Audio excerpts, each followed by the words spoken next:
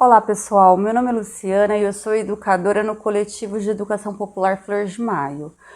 Como a nossa biblioteca Carolina Maria de Jesus ela está temporariamente desativada, nós resolvemos abrir um espaço aqui no nosso canal, abrir uma sala de leitura para que a gente pudesse continuar o nosso trabalho. Então aqui nós vamos ler poesias, contos, crônicas, nós vamos falar de autores, vamos falar de diversos temas relacionados à língua portuguesa.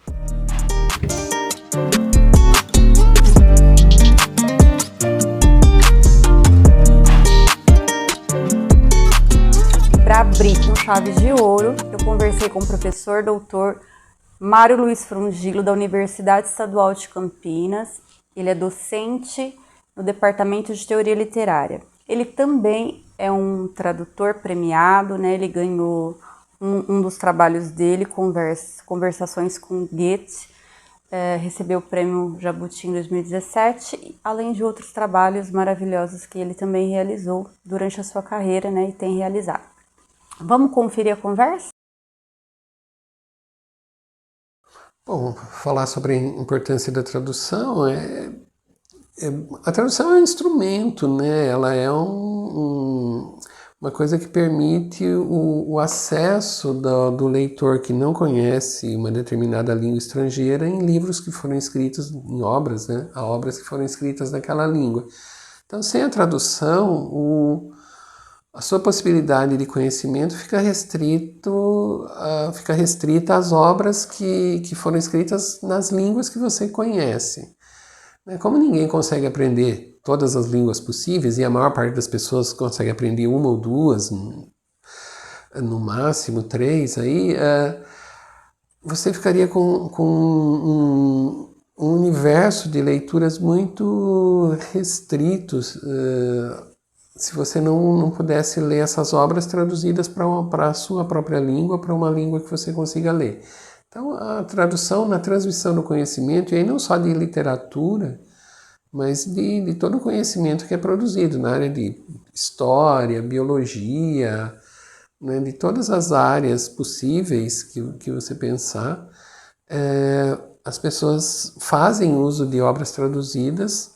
E se não houvesse a tradução, com todos os problemas que ela possa ter, com todas as limitações que ela possa ter, o conhecimento seria muito menos acessível para todo mundo. Isso também depende do texto que você está traduzindo. Um texto de ciência, ele pode ser mais fácil num certo sentido, que é ser um texto mais objetivo, por exemplo, mas sempre vai ter um grande investimento de tempo, por exemplo, para você dominar a terminologia, você tem que encontrar a tradução adequada para cada conceito que é exprimido ali. No caso da literatura, é um outro tipo de dificuldade. Tem a questão do estilo, você não pode, se você quiser fazer uma boa tradução de uma obra literária, você tem que tentar se aproximar do estilo dela. Então, se é um estilo mais despojado e você faz uma tradução muito rebuscada, vira outra coisa. Ou ao contrário, se é um estilo mais pomposo, mais rebuscado, você traduz de uma maneira muito coloquial, muito despojada, vira outra coisa também. Então, no caso da obra literária, a primeira coisa é encontrar um tom adequado, uma linguagem que se aproxime da linguagem do original. E depois tem a recriação de várias coisas, porque na obra literária usa muito recurso de metáfora, jogo de palavra, trocadilho, às vezes você tem passagens em versos, e aí você tem que de alguma maneira trazer isso para a língua que você está traduzindo.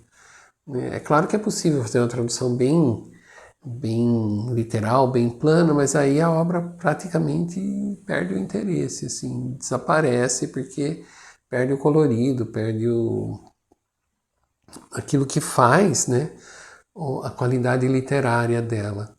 Então, no caso então de obras literárias, tem esse né? A primeira coisa é conseguir fazer uma tradução que seja também literária.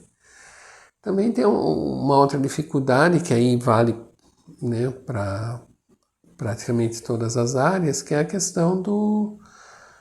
Se é uma obra mais nova, pode ser mais fácil, porque uma linguagem muito antiga, né, tem muita palavra que caiu em desuso, e aí você depende muito mesmo de dicionário, ou então se for uma boa edição com notas, né, explicativas, isso fica mais fácil. Mas às vezes a obra mais nova também tem outra dificuldade, que é o uso de gírias, o uso de expressões muito contemporâneas, que você não sabe exatamente qual é o correspondente na sua língua, e às vezes você precisa empenhar um bom tempo para descobrir essas coisas, né?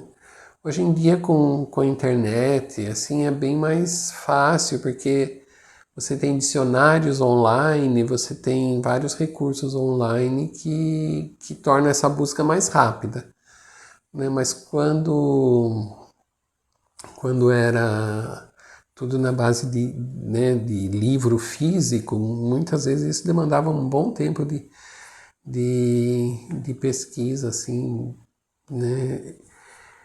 E tem aquelas coisas assim, tem coisas que são realmente muito... Por mais que você conheça a língua, você não conhece 100% nem da língua estrangeira e nem da sua. E aí começa a aparecer nome de flor, passarinho, aí é o inferno, quando aparece essa coisa. Eu já tive essa experiência com alguns textos, de repente começa a aparecer nome de flor, passarinho, de bicho, de inseto, sei lá, e até você descobrir qual é o nome disso em português, leva um bom tempo, assim. Então, tem muitos desafios. Agora, principalmente você tem que ter a paciência e de empenhar o seu tempo em fazer uma boa leitura do texto, para ter uma boa compreensão do texto, para saber o que você tem que expressar na sua língua, e depois resolver esses outros problemas, que são problemas mais assim, de ordem técnica, vamos dizer assim, né? Mas primeiro você precisa ter entendido bem o texto para traduzir. Você tem que ser um bom leitor de texto também. Nunca é a mesma coisa, não mesmo. Né? Inclusive porque tem limites, né?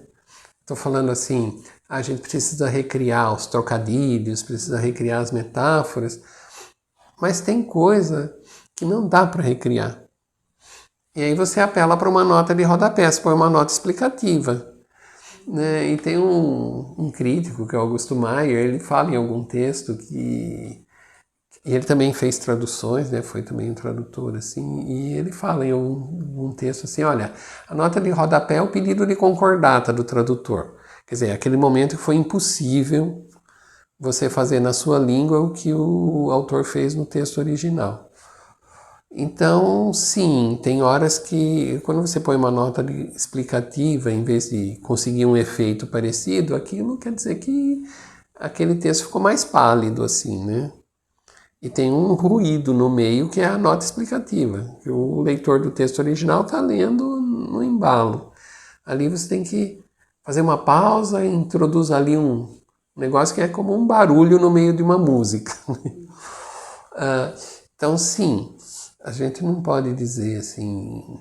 Agora, tem alguns casos mais extremos, né, em que a tradução às vezes fica até mais interessante que o original. Né? Quando é um texto muito banal, assim, e o tradutor é um bom escritor, ele às vezes consegue melhorar o texto também, mas isso é muito raro, né? Em geral, a tendência é que a tradução empalideça um pouco perto do original. Né? Isso a gente vai descobrir ainda, né? Por enquanto, ela parece ser mais uma ferramenta mesmo, né? O que já deu para ver é que mesmo assim, esses tradutores que já existiam, assim como o do Google, né, a gente vê que tem uma melhora considerável do tempo em que eles começaram né, a ter, do tempo em que esses recursos apareceram. Para hoje tem uma melhora considerável. mas por enquanto não substitui. Porque a tradução é uma obra de criação, principalmente a tradução literária, né? É uma obra de criação. A inteligência artificial, ela consegue reproduzir, ela consegue entender o significado, né, de expressões e tudo e encontrar o correspondente em português. Ela consegue captar isso e em português não, né? Em qualquer língua, né? Para qual estiver sendo traduzido. Mas o trabalho de criação, isso que eu falei de recriação do estilo, recriação, né, do ritmo, isso ela ainda não faz. Se ela vai fazer um dia, isso é uma boa pergunta, né? A questão que me parece, o que a gente tem que se perguntar nem é tanto se ela vai conseguir fazer isso ou não, é se isso faz sentido, né? Porque o que eu quero dizer com isso é que esse trabalho de tradução é um trabalho intelectual, um trabalho de produção de um texto, né, em contrato com um texto de outra língua, um trabalho de recriação, de busca de uma beleza estética juntamente, né, com uma precisão no sentido, né? Tudo isso é um jogo que tem perdas e ganhos, né? Nenhuma tradução é perfeita do começo ao fim, e, né, tem perdas e ganhos, tem os limites do próprio tradutor. A questão que me parece mais importante em relação a isso é se a gente quer substituir esse trabalho intelectual feito por seres humanos, né, por pessoas que pensam, pessoas que refletem, por um trabalho feito por uma máquina.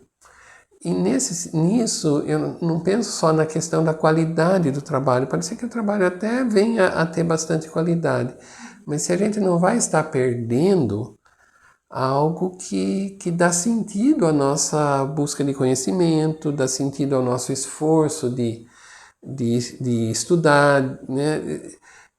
De repente você tem a coisa pronta, pode ser que resolva o problema imediato, mas o que isso significa em termos culturais de um modo geral? O que isso vai fazer com essa parte né, do trabalho cultural, intelectual, didático, inclusive, de ensino, né, de aprendizado, se substituir isso tudo pelo trabalho de uma máquina, se isso faz sentido e se isso é pode significar algo que venha a ser um ganho na nossa vida mesmo, como pessoas, né? Como pessoas que buscam conhecimento, que erram aqui, acertam ali, né? Se isso de repente não mata, né? De alguma maneira, todo um esforço que foi sendo construído ao longo de séculos, milênios, né? Do trabalho que está por trás disso que a gente chama de trabalho intelectual. Então, o que me preocupa mais, me preocupa menos saber se isso vai substituir o trabalho do tradutor, como já está substituindo o trabalho em outras áreas, né? O que me preocupa mais é saber se isso, em termos de movimento cultural, significa algo que possa ter algum tipo de vantagem. Para mim, me parece o contrário, me parece que substituir esse trabalho seria uma perda, né, de algo que a gente vem aprendendo. Como é uma perda, né, como é uma perda na substituição do trabalho das pessoas de um modo geral. Né? Quando a gente vai numa loja, por exemplo, dessas agora que não tem mais caixa, só tem um totem para você. Né? Isso não significa só a substituição de uma pessoa por uma máquina no sentido de um trabalho que deixa de ser feito, coisa assim. Significa que o que aquilo proporcionava de de possibilidade de trabalho para uma pessoa deixa de existir. Então, se a gente substituir tudo por máquina, as pessoas vão trabalhar em quê? Né?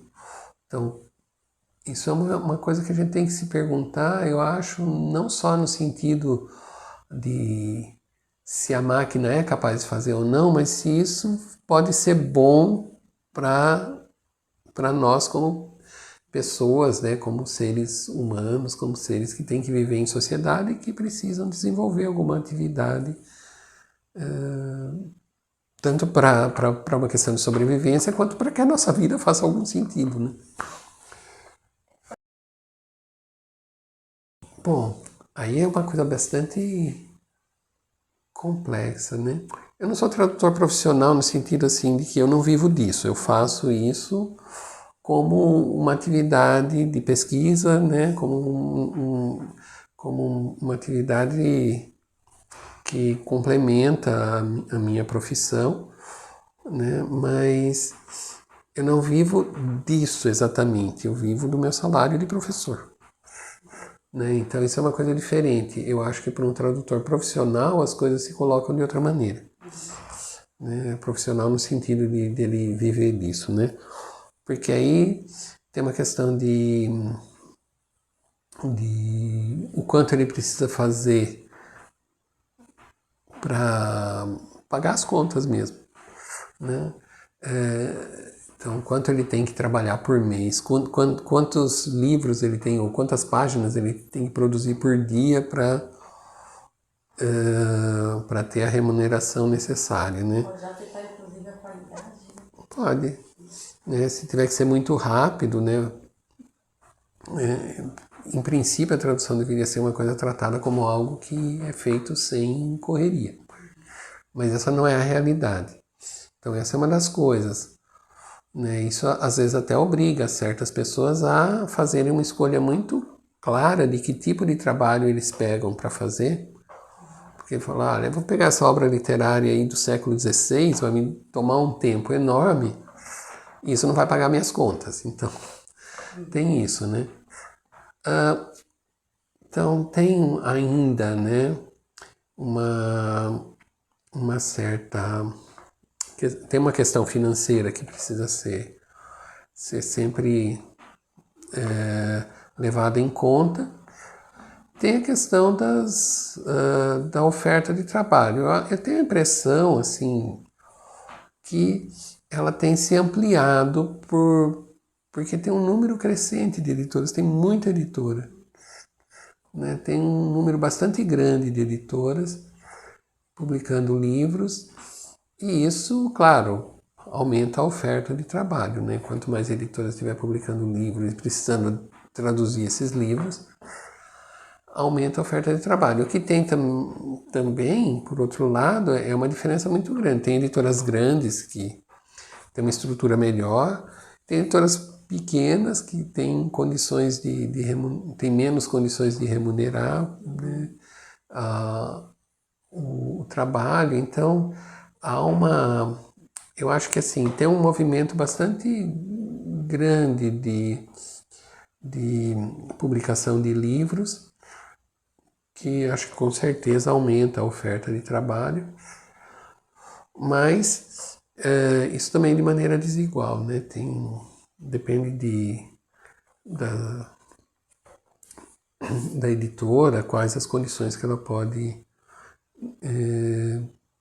oferecer para quem vai fazer o quanto ela pode pagar, o quanto ela pode... qual a negociação que você pode ter para remuneração, porque para o tradutor profissional isso é uma questão fundamental, é disso que ele vive, né?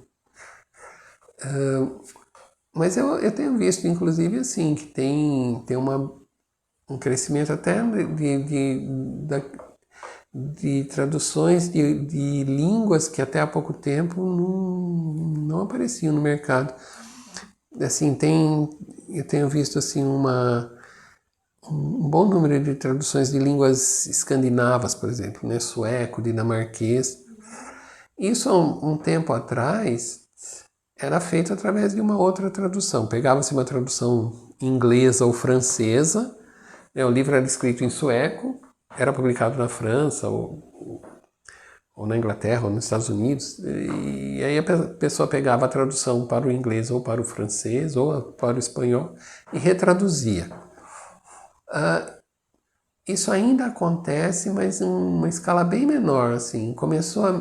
O russo também era uma coisa que acontecia muito, né? A língua russa não tinha tradutor quase. Então, tudo que você tinha de literatura russa era traduzido do inglês, do francês, do espanhol. Agora não.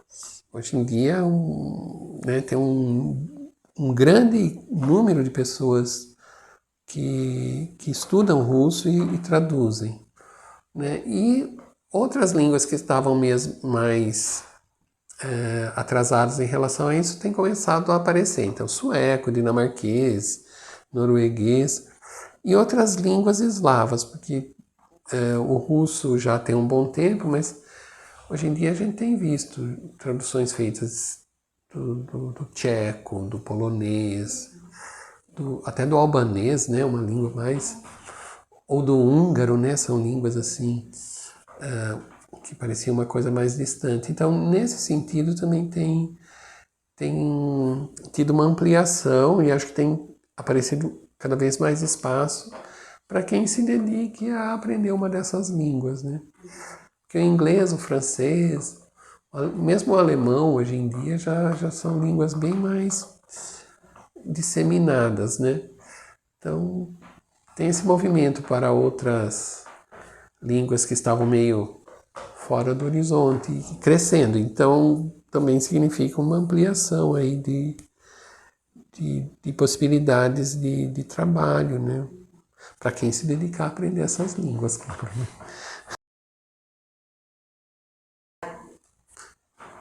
Olha, aí é um pouco difícil, quer dizer, qual que você vai escolher. Aí tem, às vezes, você pode procurar assim, uma referência sobre as resenhas críticas que foram feitas, por exemplo, para ver se alguém toca nesse assunto, né?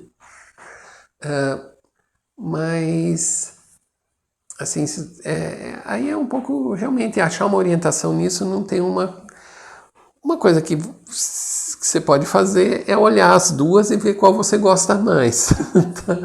Não há nenhuma garantia que a que você gostou mais vai ser a melhor, mas... não, eu quero dizer assim, você pode fazer comparações, aí você vai descobrir que varia muito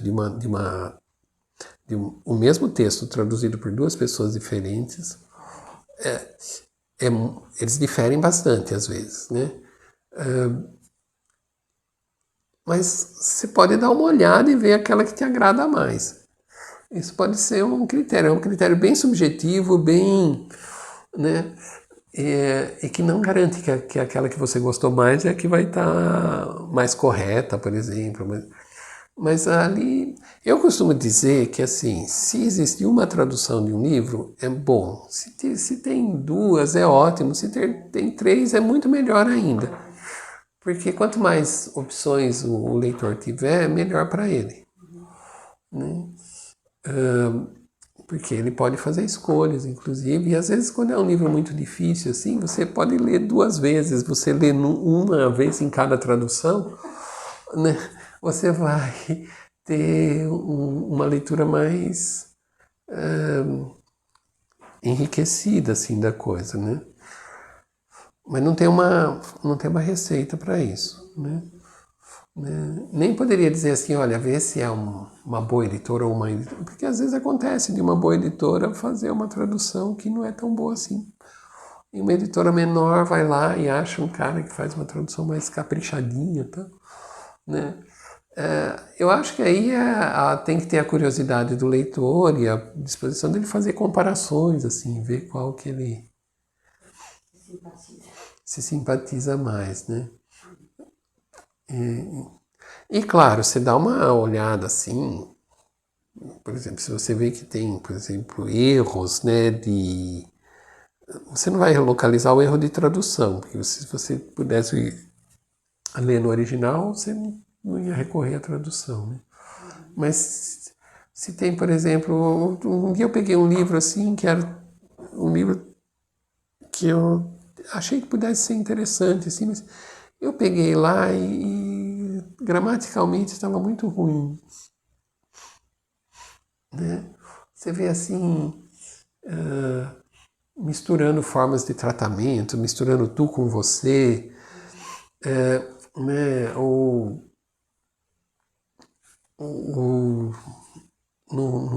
enfim, por exemplo, usando tratamento inadequado, né? Oi? Erros básicos, né? Então, por exemplo, você vê assim, a pessoa tem uma audiência com o príncipe, e chega e fala, ó, meu príncipe, você, não sei o que. Não, você não trata um príncipe de você. Então você vê que é uma coisa feita meio assim, meio matada, né? Se tiver outra que usa as formas de tratamento mais adequadamente, coisa assim, a chance dela ser melhor para você, mais agradável de ler, inclusive, é bem maior, né? Então, quando você vê que é um texto feito meio assim, de maneira meio desleixada, isso pode ser um critério para você dizer, não, vou pegar o outro lá, né?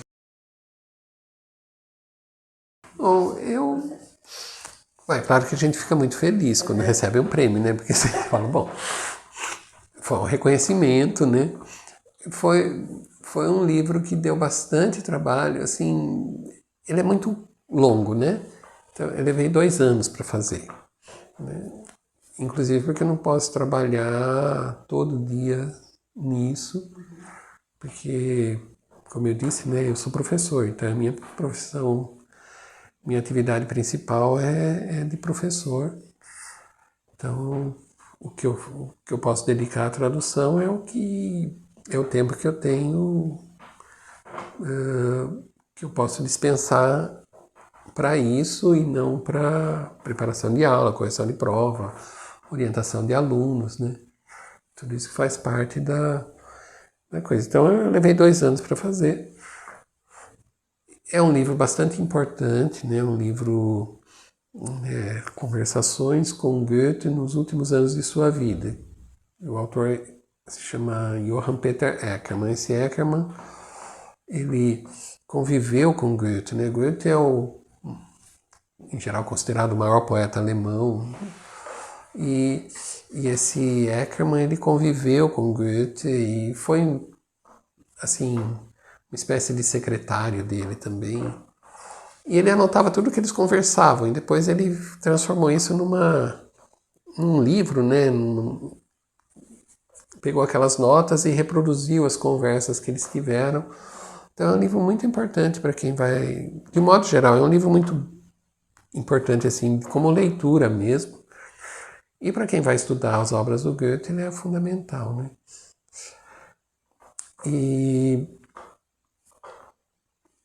Mas nem esse acho que nem é ainda o livro que eu tenho mais assim, o livro que me deixou mais assim, acho que feliz de ter feito é um romance alemão do século XVII, né?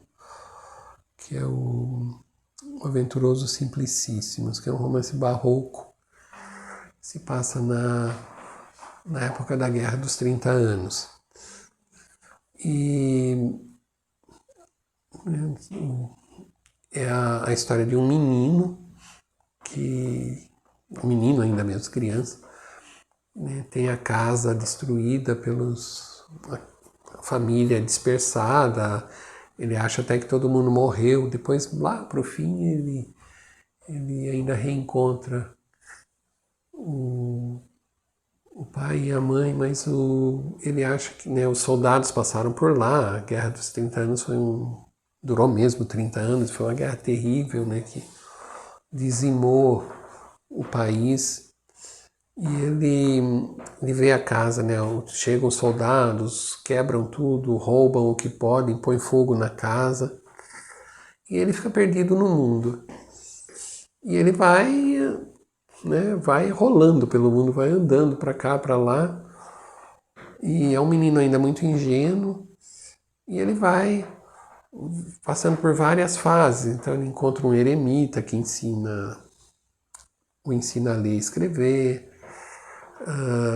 fica com esse eremita até o eremita morrer, depois ele cai naquela vida das tropas, né, em conflito, enfim, ele vai passando por várias fases e vai amadurecendo e crescendo mesmo, né, e amadurecendo.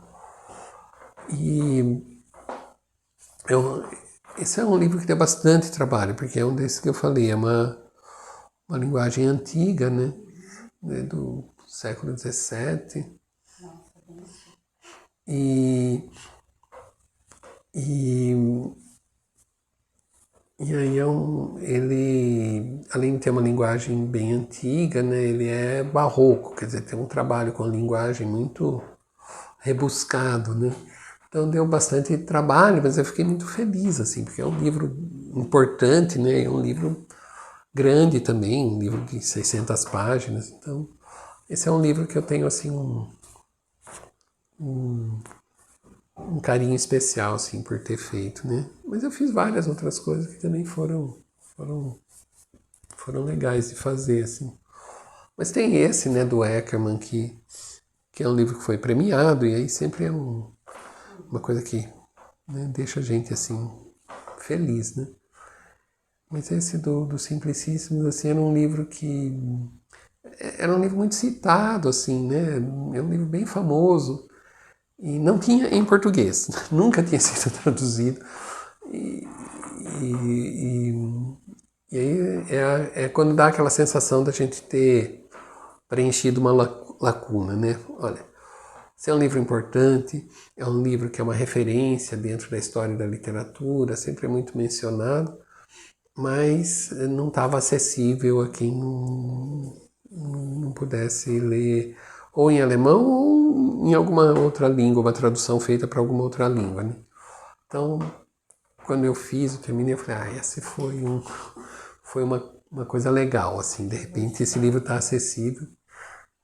Está esgotado, mas vai sair uma edição nova aí. Então, isso que eu ia perguntar. esse foi anterior ainda, esse saiu em 2008. E agora está, então, preparando, eu fiz uma revisão na tradução, porque depois de tanto tempo, né? Isso também é uma coisa, assim, de tempo para tempo, se a gente puder fazer uma revisão, a gente está sempre encontrando coisas para melhorar, para corrigir, né? E esse eu fiz agora uma revisão, deve estar para sair aí. Foi. Professor, muito obrigada. Agradeço muito o seu tempo, a sua disposição para conceder essa primeira entrevista do canal. E muito obrigada, viu, professor?